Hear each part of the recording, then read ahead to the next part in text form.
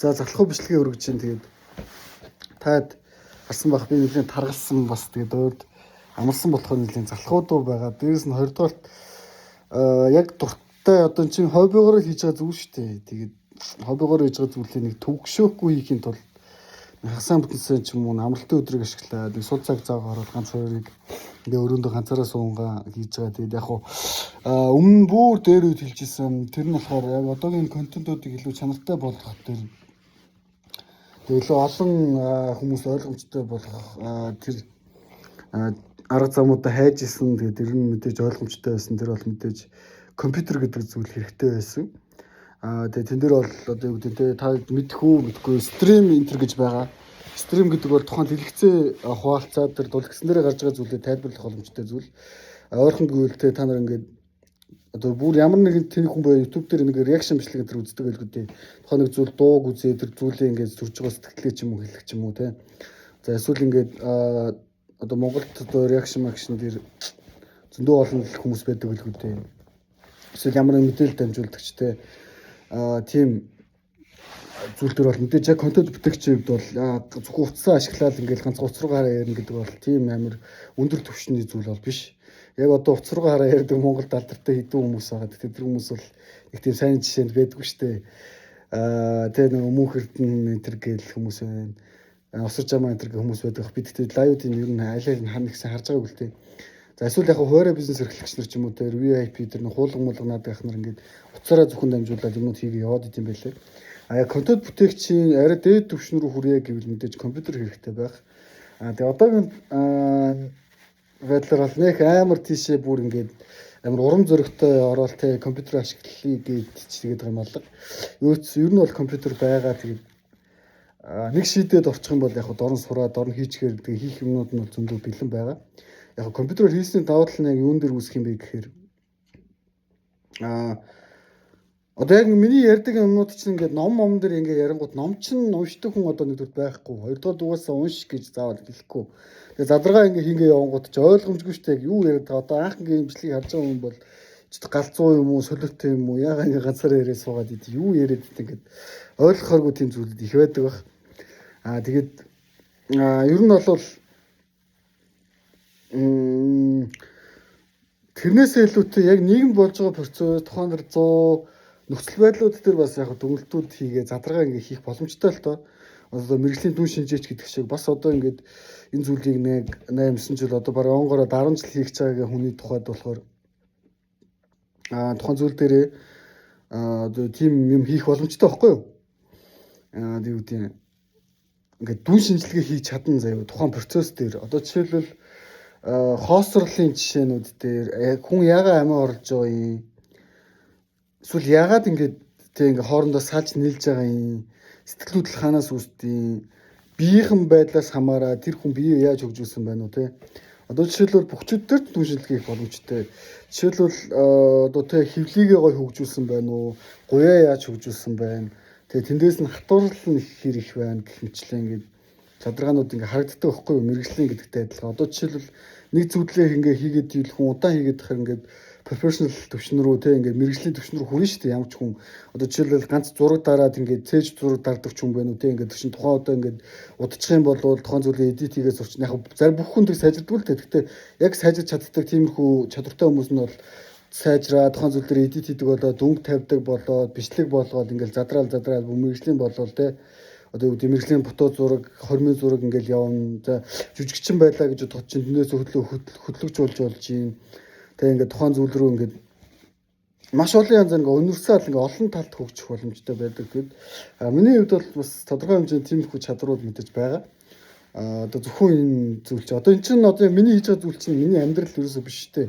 Өөр ардаа амьдралтай, өөр ингэсэн хийдэг зүйлсүүдтэй ингээ зөндөө юмнууд байгаа. Тэгээд энэ чинь ер нь бол нэг төрлийн хобби, хоёрдугаар болохоор мэдээж өөрийнхөө ингээ сул цагаа ингээ үр бүтээлд өнгөрүүлэх зорилготой тийм зүйл баггүй юу?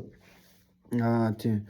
Тэгэнгუთ чинь одоо бол ерөнхийдөө бас яг заримдаа бол тиймэрхүү төвшин рүү хурж ийн ингээ тухайн хүний биед ингээ хүрэхэд ингээ гараараа ингээ тавь үзэхэд тухайн хүний бие махбодын урсгал нь ямар байна, аль хэсэг рүү аль ачаал өгд юм байна, аль хэсгэрээ ингээ ачаал бага авж ийн те.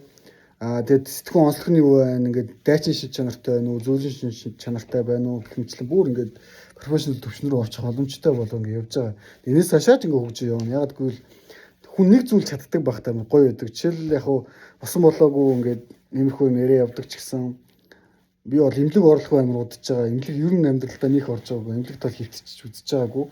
Яг хуу тодорхой хэмжээ би сайтай ингээд хүн байсан ч гэсэн бас би өвддөг үед бас байсан. Тэгээ одоо энэ зүйлүүдээс сурсанаас хойш бол нөх өвдөж байгаагүй. Хоол зүүч бас тодорхой хэмжээний хоол зүүч бэлгийн энерги. Бэлгийн энергийн дөрөв би ярьсан шүү дээ. Би бэлгийн энергийн мастер гэдэг бол нотолж чадахгүй. Гэхдээ бэлгийн энергийн бол цоорхоо надад байхгүй гэдгийг хэлж өгч чадна. Тодорхой хэмжээний дотны харилцааны нөхцөл ч юм уу тэр зүйлүүд дээр ямар ч хохирол үзэхгүйгээр бол даван туулж чаднаа. Хохирол үзэхгүйгээр даван туулна гэдэг нь болохоор эртний хүн болохоор энерги хохирол үзэхгүйгээр даван туулах чадвар байгаа.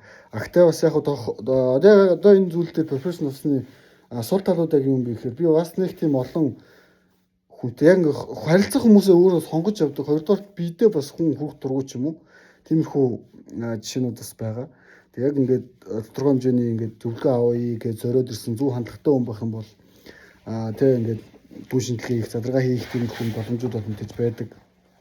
Хоёрдугаар талаас сул тал нь бас чатан дээр ч юм уу ингээд харилцаа гэсэн хүмүүстэй бас тэгж нэг харилцаж чаддаггүй. Яагаад тэгэхээр сошиал хэрэглээ нэгдүгээр идэвхтэй биш. Хоёрдугаар тэр нь надад юу ч тухтаа санагддаг. Яг үнэхээр ингээд зориг гэвэл ингээд чанартай хэдэн хүнтэйгээ уулзаа явах нь амар байдаг заяа. Надад ингээд сайн найзууд гэж байгаа, ах нар юм уу, таньдаг хүрээлэл, ажлын хүрээлэл ингээд байгаа.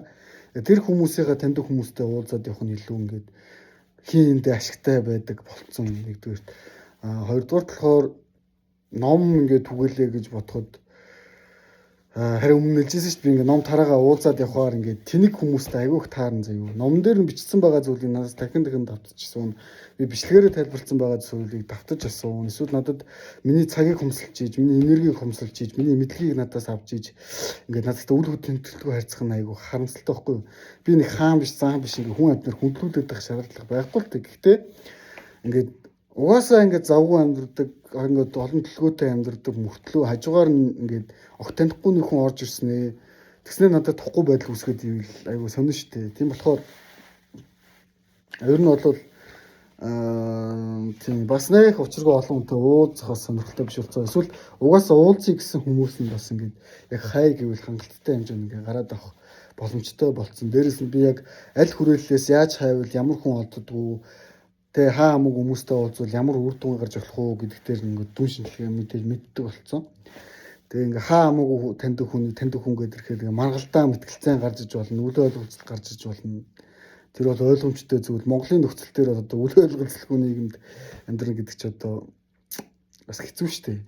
Тэгээ ойлгомжтой зүйл. Тэгээд яг одоо яг багш гэдэг классик жишээн дээр бол би та нарт мэдээж ингээ тодорхой хэмжээнд дандаа мэдлэг, хувь танилцуулдаг хүн байсаа. Яг хөөхөн бие авч явах талаас нь болохоор би ч өөрөө гал энерги сүртэй хүн. Яг энэний давуу тал бол хийж бүтээмтгий дайчин тэг ингээд одоо махруу заяа нэг зүйлээ ингээд тухайн барьсан зүйлийнхаа заавал цаана гардаг ч юм уу иймэрхүү ингээд шин чанарууд байгаа. Тэгээ сул тал бас мэдээж байгаа. Түргэн зантай тэгээ тухгүй зүйлтэй ингээд тухгүй байгаад исэн ч гэсэн төвчж бас чадахгүй одоо юу гэдэг те ингээд таалагдахгүй хүмүүс тунд ингээд хэрвээ үнэхээр ингээд соёлтой хүн байвал ингээд таалагдахгүй чигээрээ байгаад ич чадна шүү дээ.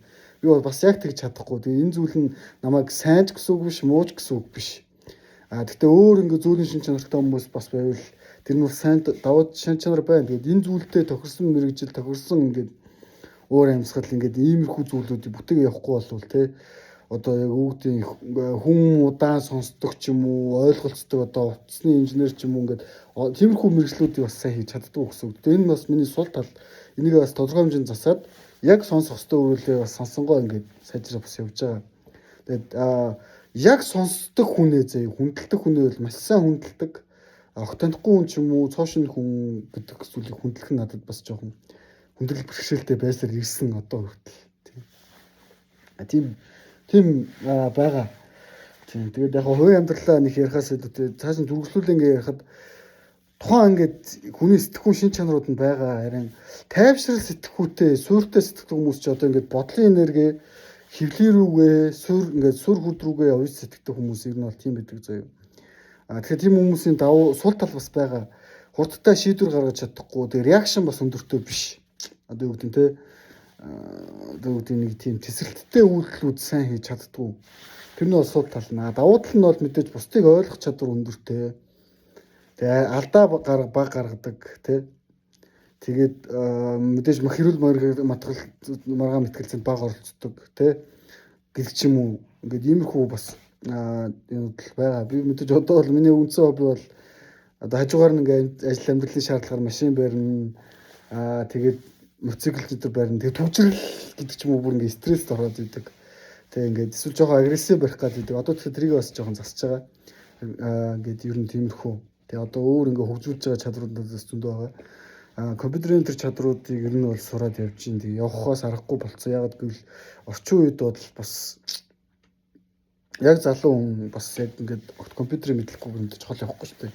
Тэгээ яг одоогийн зүйлдээ бас нэг оргилтны гарахын тулд маш олон жилийг алхассан. Яг одоо нэг харамсахын цаашаа харамсахгүй цаашаа. Тэгээ одоо юусэн тэр алдсан хугацааныхаа дунд ингээд алдагдсан мэдлгүүдээс хурдан тесрэлттэйгээр одоо мэдж байгаа зүйлээрээ дамжуулаад бүтээх гэдэг зүйл рүү ер нь хийгээ явж байгаа шүү. Тэгээ та нарт бас энэ жишээн дээр яг юу ингээд урт яран дээр юг ойлгох юм бэ гэхээр та нар нэг зүйл хит их цаг зарцуулаад алдсан зүйлүүд байд юм байгаа. Тэгээ тэр зүйлээ арай яаж хурдтайгаар нөхөж авах уу гэдэг тийм энергитэй потенциалтай байгаарэ. Заавал залуу настай болохоор бол биш ээ. Энэ бол тодорхой хэмжээний тийм энергийн потенциалтай байгаасай гэж бас хүсэж байна. Тэгээд ер нь бол одоо миний уриалга бол өмнө нь бол хийж бүтээ завгүй бай гэдэг байсан. Одоо болохоор үүрэг хариуцлага ухамсар тэгээ цаг зав тэгээ цаг хугацаа үнэлэмж гэдэг зүйл рүү үнцэн гэдэг зүйл рүү айгүй их ач холбогдол өгөө явж байгаа. Тэгээд дээрэс нь нарийн те нэг обоо ахалцаагаас те бас тэгээ айгүй хурдан өөрчлөгддөг. Тэгээ хэдэн сарын хугацаанд болохоор жоохон тараж марлаа. Тэгээ бодлын юм ч гэсэн арай нэлээд өөр болсон. Тэгээ мэдээж энэ бол миний гэр бүлийн зохион байгуулалт амьдралд орж ирсэн өөрчлөлтүүдтэй холбоотой байх. Тэгээ үүсэн дараагийн өөрчлөлтүүдэд амьдрал бол тасралтгүй өөрчлөлтөөр дүүрэн тэр давлгаа болон тест үлдэхийн тулд танд маш хэмжээний энерги, маш хэмжээний уян хатан байдал, төвчээр, мэдлэг, чадварууд хэрэгтэй шүү. Тэгээд байнга бэлгийн энерги ч юм уу, байнга энерги илүүдэлтэй байгаарай. Бодлын энергиээр бити илүүдээрэй гэж захий. Тэгээ баяртай.